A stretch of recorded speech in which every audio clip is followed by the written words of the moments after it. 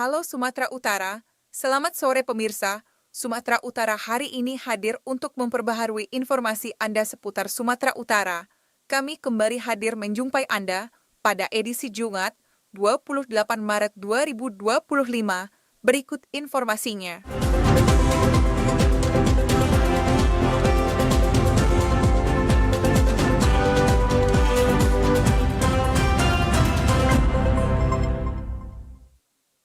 Puluhan nelayan yang berasal dari Desa Perlis, Kecamatan Brandan Barat, Kabupaten Langkat, melakukan aksi unjuk rasa di depan DPRD Langkat kemarin siang. Para nelayan ini menuntut penyelewengan dugaan dana bantuan dampak inflasi bahan bakar minyak, BBM, dan pemalsuan tanda tangan yang diduga dilakukan oleh oknum kepala dusun. Dalam aksinya, para nelayan membawa spanduk dan poster yang tertulis mereka menuntut DPRD Langkat mengambil sikap tegas, serta merekomendasikan terhadap permasalahan dugaan penyelewengan dana bantuan dampak inflasi BBM nelayan tradisional. Ada sekitar 800-an nelayan di Desa Perlis yang mendapatkan bantuan dana inflasi BBM dengan total nilainya 144 juta rupiah lebih, yang diduga diselewengkan oleh oknum kepala dusun yang juga ketua kelompok nelayan di Desa Perlis. Para nelayan juga melaporkan dugaan pemalsuan ratusan tanda tangan masyarakat Desa Perlis, Kecamatan Brandan Barat, Kabupaten Langkat yang dilakukan oknum kepala dusun tersebut. Aksi ini merupakan bentuk kekecewaan nelayan karena kasus tersebut sejak Juli 2024 tidak ada titik terang dan sudah dilakukan rapat dengar pendapat di DPRD Kabupaten Langkat pada 25 Februari 2025. Dan hingga kini belum ada penyelesaian. Nelayan menuntut agar DPRD Langkat merekomendasikan ke pemerintah Kabupaten Langkat untuk mencopot jabatan kepala dusun yang menjadi terduga pelaku penyelewengan dana inflasi BBM nelayan. Seorang pendemo Raya Samosir mengatakan, para nelayan menuntut agar kepolisian Polres Langkat segera mengusut tuntas dugaan penyelewengan tersebut, karena sebelumnya pihak kepolisian sudah turun ke Desa Perlis untuk melakukan penyidikan, namun hingga kini belum ada kejelasan. Pada tanggal 25 kemarin, 25 Februari kita sudah mengadakan RDP dengan Komisi A, tapi sampai hari ini Komisi A juga tidak ada kita melihat rekomendasi apapun. Ini subsidi minyak gitu, iya, nelayan. Nelayan ada berapa nelayan, Bang? Ada sekitar 800-an lebih. 800 nelayan, iya, di Kabupaten Langkat. Enggak, yang di Desa Perlis saja. Nominalnya berapa sih, Bang, kalau itu? Hasil temuan dari inspektorat sekitar 144 juta 300 sekian.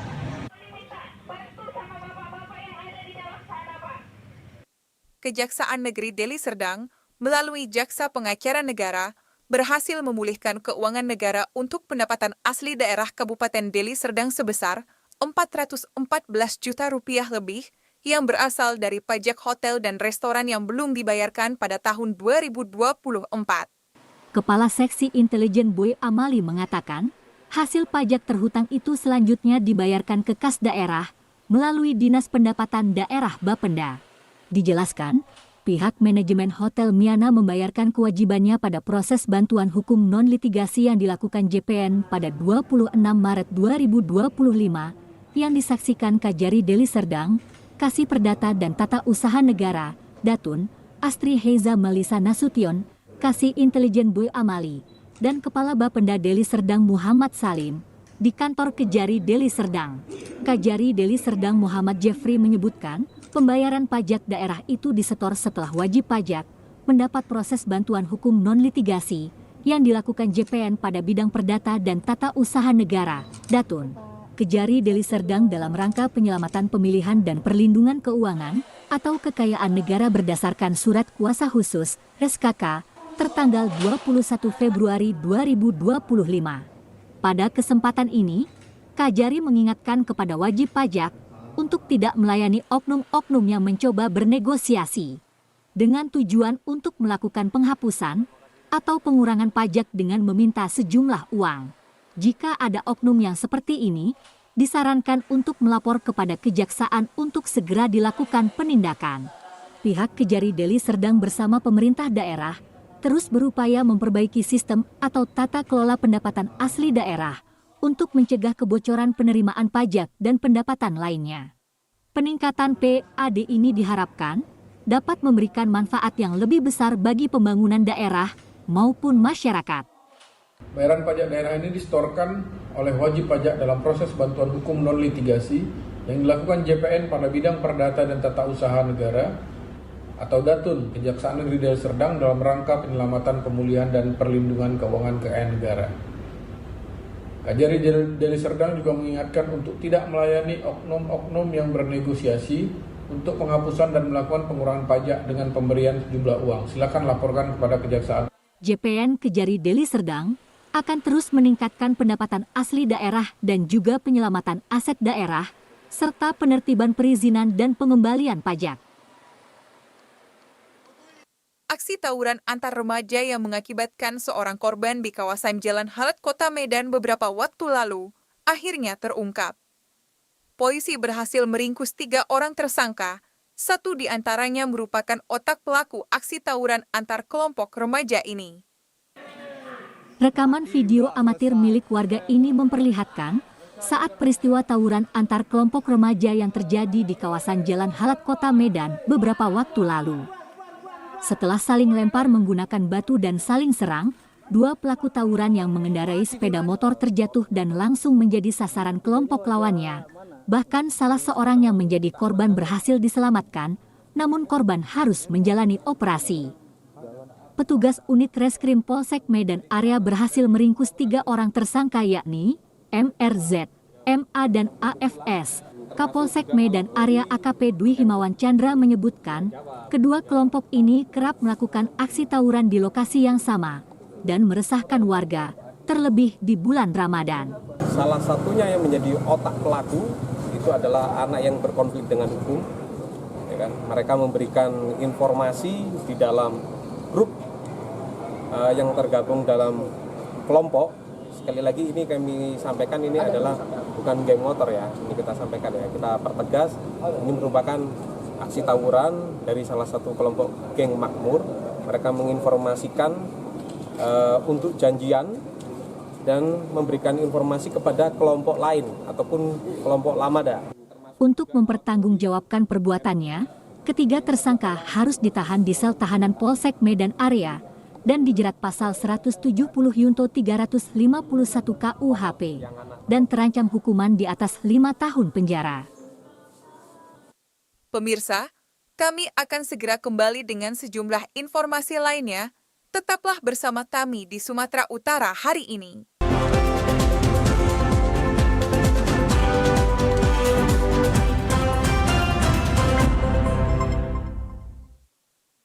Pemirsa, kami akan menghadirkan sejumlah informasi dalam segmen Serba-serbi Ramadan 1446 Hijriah di Sumatera Utara hari ini.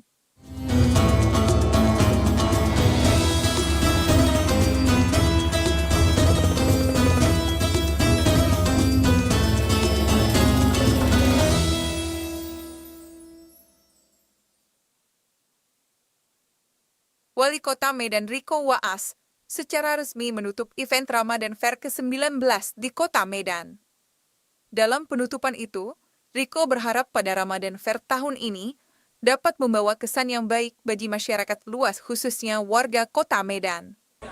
Dalam penutupan Ramadan Fair tahun ini, diawali dengan penabuhan beduk sebagai tanda ditutupnya event tahunan di bulan Ramadan ini.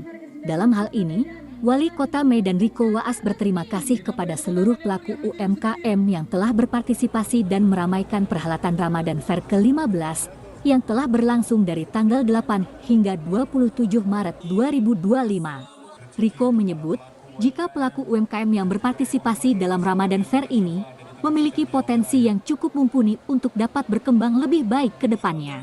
Oleh karenanya, Pemko Medan senantiasa mendukung pelaku UMKM, salah satunya melalui perhelatan Ramadan Fair, dan pelaksanaan Ramadan Fair tahun ini dapat berjalan lancar, tentunya karena kerja keras semua pihak, baik perangkat daerah di lingkungan Pemko Medan maupun stakeholder. Kedepannya, Riko Waas berencana akan membuat Ramadan Fair lebih baik lagi di tahun mendatang. Mungkin dari hal variasi dan konsep tematik, sehingga esensial dari Ramadan Fair semakin menguat dan masyarakat bisa beraktivitas positif. Selanjutnya, Penutupan dimeriahkan oleh penampilan penyanyi Feby Putri. Gemuruh suara pengunjung pun terdengar jelas saat penampilan penyanyi Feby Putri di panggung Ramadan Fair tahun 2025 ini. Tahun depan mungkin ya variasinya kita makin berbanyak, kita rapikan lagi konsep-konsepnya, mungkin ada tematik-tematik yang lebih mendalam lagi, dan juga tentu kegiatan-kegiatan islaminya kita mencoba berbagi lagi, supaya nanti di esensi dari Ramadan Fair juga semakin menguat, masyarakat juga bisa banyak kegiatan positif.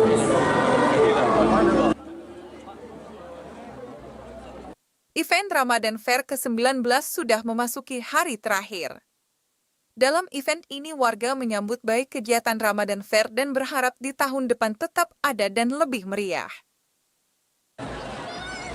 Event tahunan Ramadan Fair ke-19 sudah memasuki hari terakhir pada Kamis malam. Event yang ditutup oleh Wali Kota Medan Riko Waas dan dihibur oleh penyanyi ibu kota Feby Putri ini sukses menghibur warga Medan yang hadir di Ramadan Fair. Salah seorang warga kota Medan Villa menyambut baik event tahunan ini.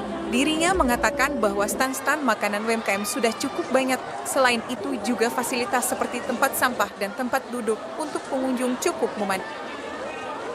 Hari terakhir Ramadan Fair ini kita lihat seru, rame, terus antusias masyarakatnya karena penutupan ini makin rame kemari, makanannya banyak, pokoknya stand-stand makanan di sini enak-enak, terus seru lah pokoknya. UMKM Medan tuh kan pasti banyak, maksudnya lebih dibanyakin lagi aja UMKM-nya. Guna meningkatkan silaturahmi, Keluarga Besar Persatuan Wartawan Indonesia Sumatera Utara melaksanakan buka puasa bersama di Medan kemarin, berlangsung dengan kekeluargaan dan kompak.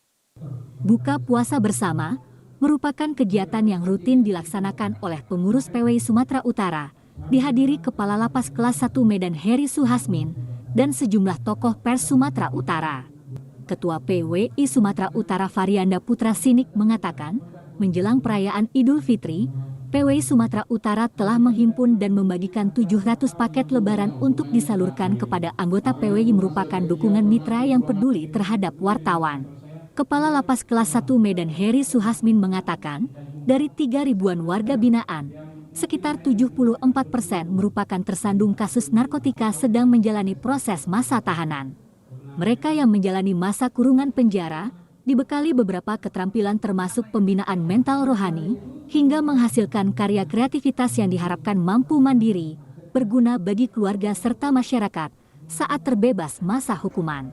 Dengan keterlibatan PWI dapat bermitra lebih baik sebagai sosial kontrol untuk mendukung warga binaan lebih maju. Media ya, wartawan itu sangat membantu dari pembinaan yang ada di lapas. Sebagai kontrol sosial juga.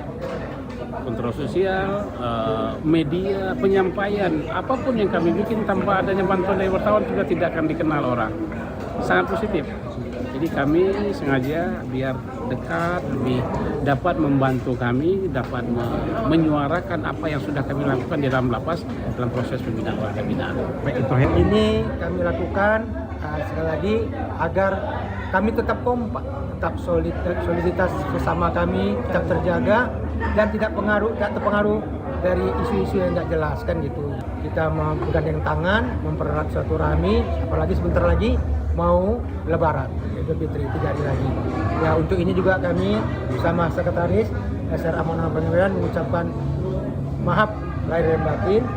Semoga amal ibadah kita selama bulan Ramadan 1446 ini diterima Allah dan doa-doa kita dijabah Allah. Dengan sinergitas yang dibangun diharapkan mampu mewujudkan kerjasama yang bermanfaat untuk pembangunan sumber daya manusia lebih baik Indonesia maju.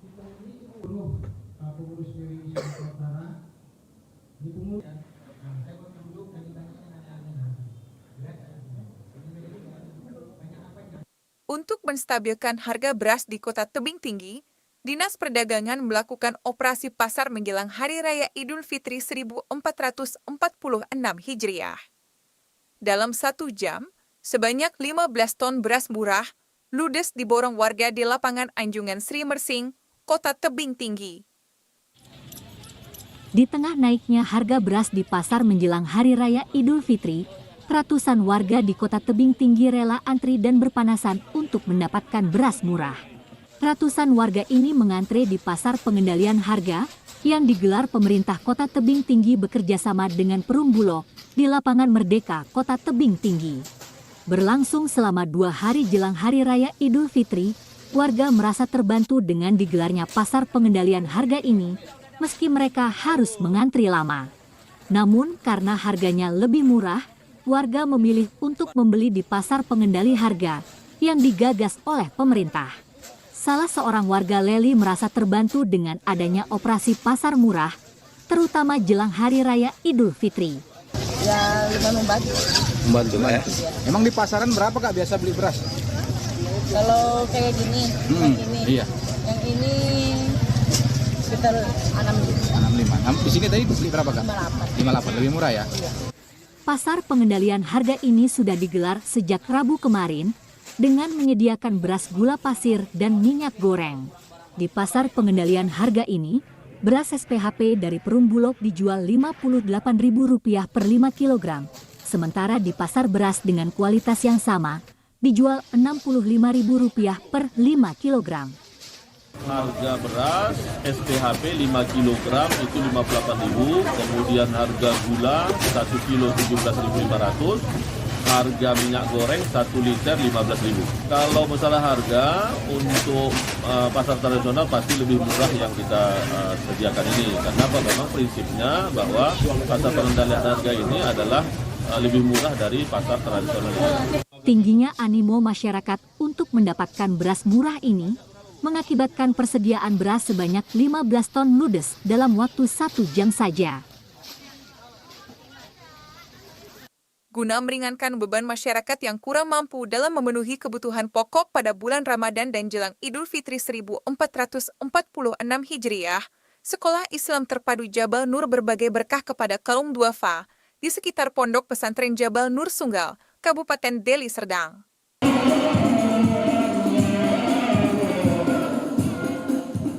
Gerakan berbagi merupakan kebiasaan sekolah Islam terpadu dan pondok pesantren Jabal Nur Medan Krio setiap bulan Ramadan dan jelang Idul Fitri. Gerakan berbagi Jabal Nur menggandeng sejumlah donatur dan orang tua siswa agar dapat menyalurkan rezeki dan berkah kepada sesama, khususnya kaum duafa. Kiai Haji Zulfikar Hajar LC menyampaikan, memberikan bantuan jelang Idul Fitri merupakan waktu yang sangat tepat karena dapat memenuhi kebutuhan puasa dan Idul Fitri. Pimpinan Pondok Pesantren Jabal Nur Ustadz Zulfikar Hajar mengatakan, terdapat 1.000 paket lebih bantuan yang diberikan kepada masyarakat yang terdiri dari beras, gula pasir, minyak goreng, dan kebutuhan pokok lainnya, serta sejumlah uang tunai. Diharapkan keberadaan sekolah Islam terpadu dan Pondok Pesantren Jabal Nur dapat memberikan dampak baik bagi masyarakat sekitar, tidak hanya pendidikan generasi muda, namun juga dapat membantu masyarakat yang kurang mampu.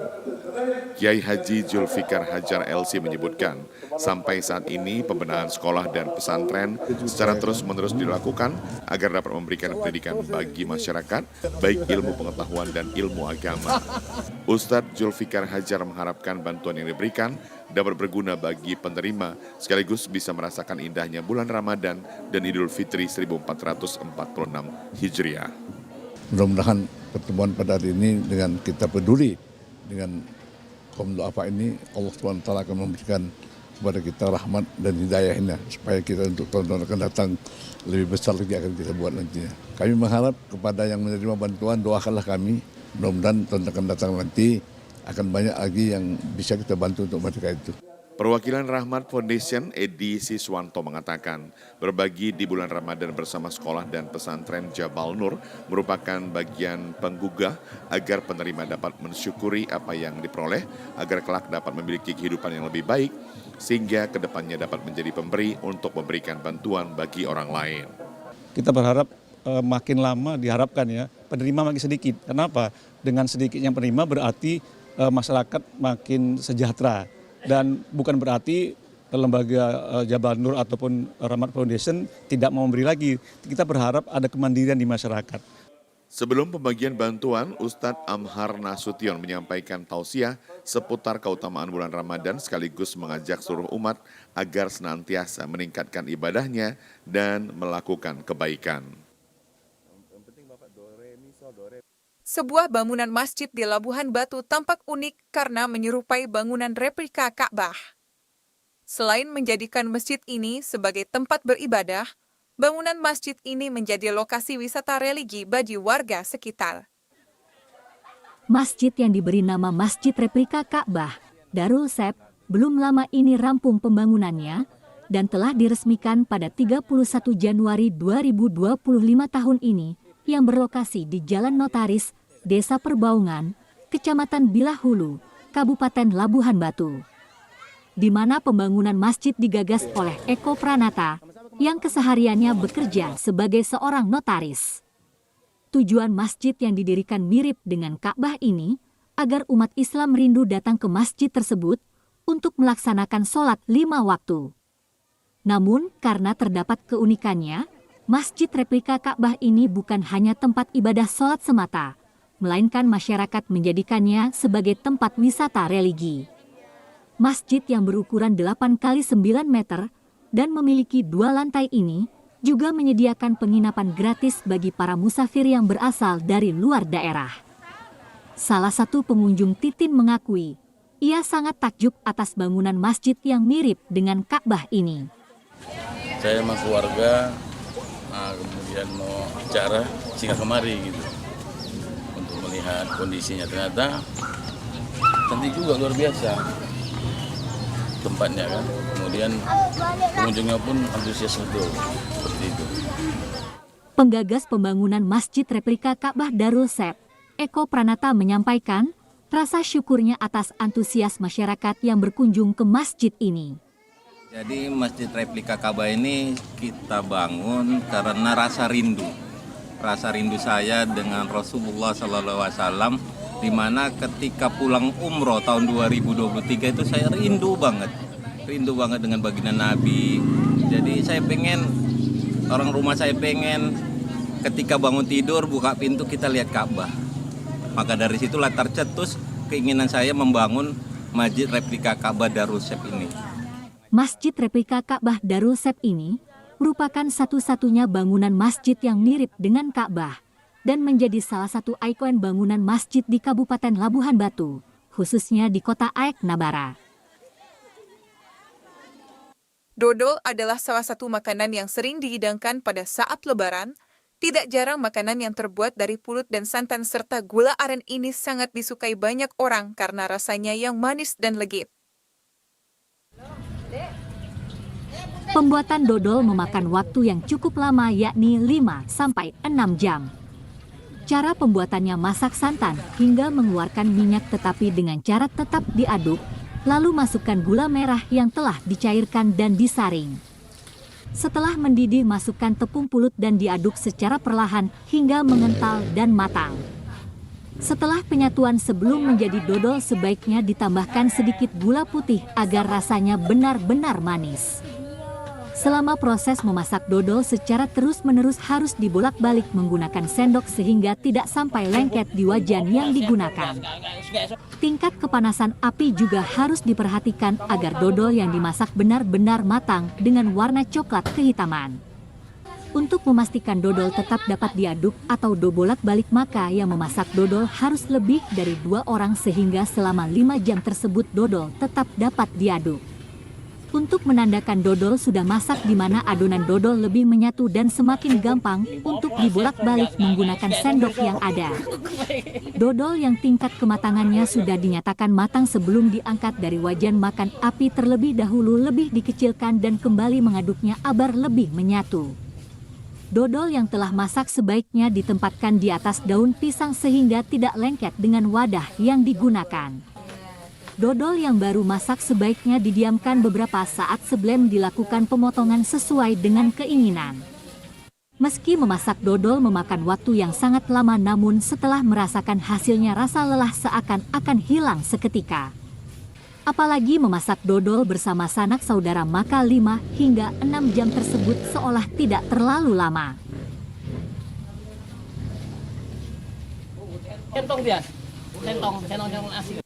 Pemirsa, kami akan segera kembali dengan sejumlah informasi lainnya. Tetaplah bersama kami di Sumatera Utara hari ini.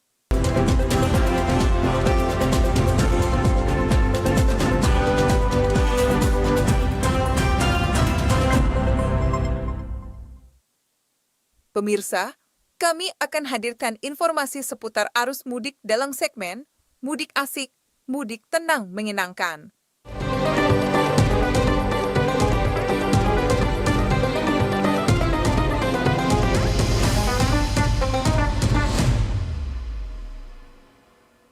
Manajemen Bandara Silangit mencatat kenaikan jumlah penumpang sebesar 6,6% dalam 6 hari pertama angkutan Lebaran 2025 dibanding periode yang sama 2024. Lalu lintas penerbangan di Bandara Silangit kemarin 27 Maret 2025 menunjukkan adanya lonjakan yang signifikan 5 hari pasca beroperasinya posko angkutan Lebaran tahun 2025. 1446 Hijriah. Manajemen Bandara Silangit Herdanus Rinovanto mengatakan, dari 21 hingga 26 Maret 2025 kemarin, jumlah penumpang sebanyak 8.837 penumpang pada periode angkutan Lebaran 2025. Meskipun belum menunjukkan lonjakan penumpang yang signifikan, namun secara keseluruhan jumlah penumpang pada periode Lebaran tahun ini mengalami peningkatan sekitar 3,3% dengan jumlah 62 pergerakan. Jika dirinci arus mudik dan libur panjang, terlihat sebanyak 8.837 penumpang telah dilayani dari Bandara Silangit. Sementara itu, diperkirakan puncak jumlah tertinggi terjadi pada hari ini mencapai 1.680 orang penumpang dengan jumlah penerbangan 6 maskapai, yang merupakan angka tertinggi dari keberangkatan penumpang domestik di sepanjang Maret 2025 dari jumlah rute penerbangan dan layanan di bandara terpadat. Didirikan 2 posko yang terdiri dari PAM Unit Polres Taput dan dari Dinas Kesehatan. JM Bandara Silangit berharap seluruh perjalanan di momentum arus mudik Lebaran ini berjalan lancar. Sejauh ini, Bandara Silangit juga menerapkan langkah koordinasi dengan seluruh pihak, terutama saat penanganan akibat gangguan cuaca.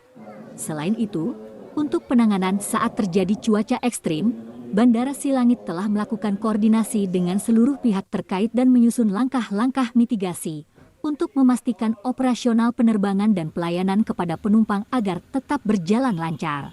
Kita juga melakukan persiapan baik dari personil, prosedur, serta perawatan, juga melakukan assessment seluruh bandara sehingga kita pastikan kegiatan angkutan Lebaran ini berjalan dengan baik dan lancar.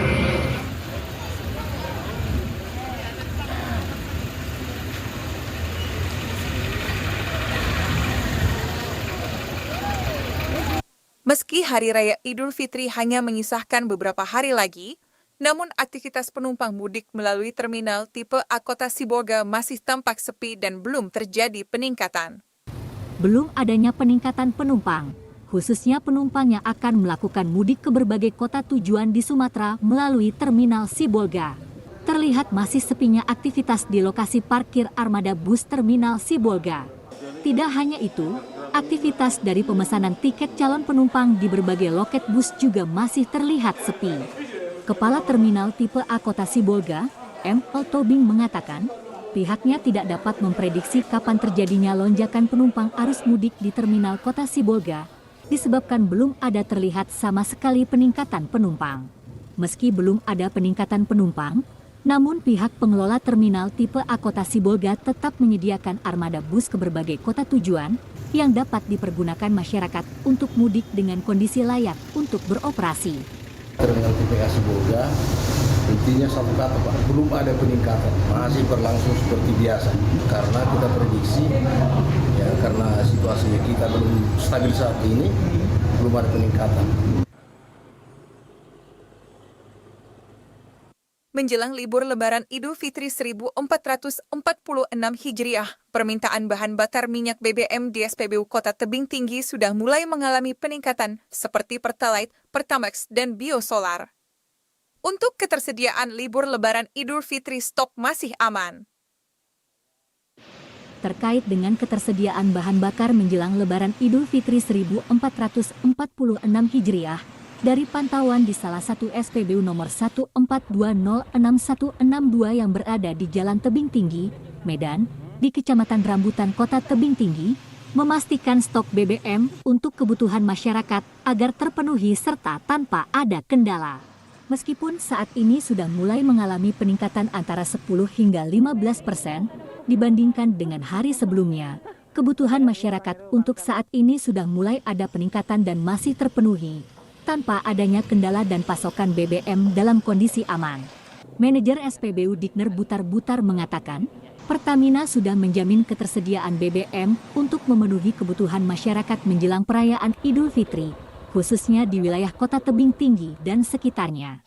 Informasi ini disampaikan agar memberi ketenangan bagi warga yang telah mengantisipasi lonjakan kebutuhan BBM selama periode mudik.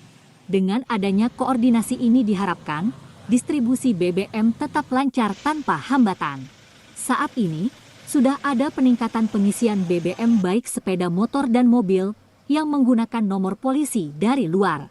Namun untuk pengisian biosolar yang digunakan mobil truk saat ini berkurang, dikarenakan pembatasan melintas selama operasi Ketupat Toba 2025. Kalau memang kereta pertalit banyak, kalau peningkatannya, mobil pun udah mulai BK keluar baru pun udah yang lain, ibaratnya dari Jakarta, dari Bandung, plat-plat yang dari luar pun udah keluar. Berikut informasi perakiraan cuaca di sejumlah daerah di Sumatera Utara dari Badan Meteorologi, Klimatologi, dan Geofisika Wilayah 1 Medan berlaku pada hari Sabtu, 29 Maret 2025. Halo Sobat BMKG, Assalamualaikum warahmatullahi wabarakatuh. Senang sekali saya Budi Prasetyo, Perakirawan Balai Besar Meteorologi, Klimatologi, dan Geofisika Wilayah 1 yang akan menyampaikan informasi perkiraan cuaca untuk esok hari, Sabtu 29 Maret 2025. Pagi hari wilayah Sumatera Utara berpotensi hujan dengan intensitas ringan di wilayah Kepulauan Nias dan pantai timur Sumatera Utara. Siang sore hari berpotensi hujan dengan intensitas sedang hingga lebat di sebagian besar wilayah Sumatera Utara, di mana potensi hujan lebat terjadi di wilayah Langkat. Malam hari masih berpotensi hujan dengan intensitas ringan hingga sedang di sebagian besar wilayah Sumatera Utara, di mana potensi hujan sedang terjadi di wilayah pegunungan dan lereng barat seperti Toba, Simalungun, Karo, Pematang Siantar, Asahan, Langkat, Padang Lawas Utara, dan sekitarnya. Sementara dini hari masih berpotensi hujan dengan intensitas ringan di wilayah Medan, Serdang Bedagai, Batubara, Dairi, Tebing Tinggi, Toba, Tapanuli Utara, dan sekitarnya. Suhu udara berkisar antara 14 hingga 32 derajat Celcius. Kelembaban udara berkisar antara 78 hingga 100%. Angin bertiup dari arah utara hingga timur dengan kecepatan berkisar antara 4 hingga 8 km per jam. Titik panas atau hotspot di Sumatera Utara pantauan tanggal 27 Maret 2025 tidak ada.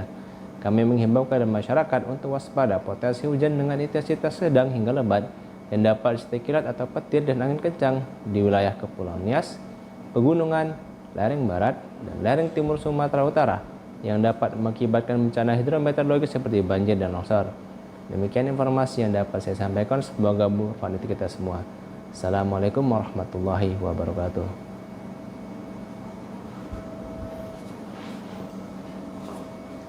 Demikian Sumatera Utara hari ini. Seluruh kerabat kerja yang bertugas mengucapkan terima kasih atas perhatian Anda. TVRI, Media Pemersatu Bangsa. Selamat sore dan sampai jumpa.